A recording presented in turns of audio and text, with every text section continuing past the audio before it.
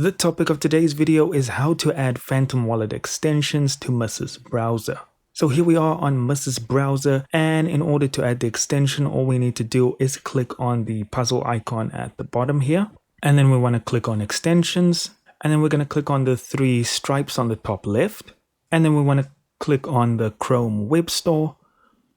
And once you are in the web store, you want to click on the search icon here on the top, and you can double click on that to zoom in if it's too small. And then you just want to type in Phantom Wallet. Type in the full word and then press enter. And here you'll see Phantom right over here. Click on that. And then we're going to move over to the left, to the right.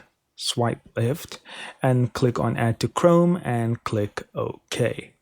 And once that's done, we can close two of our tabs and leave this one open. And we can click on that extension icon again. And there you'll see we now have Phantom Wallet. And if you click on that, that'll immediately open Phantom Wallet and you can create a new wallet or use an existing one. Thank you so much for watching. Do consider liking and subscribing, and I'll see you in the next video.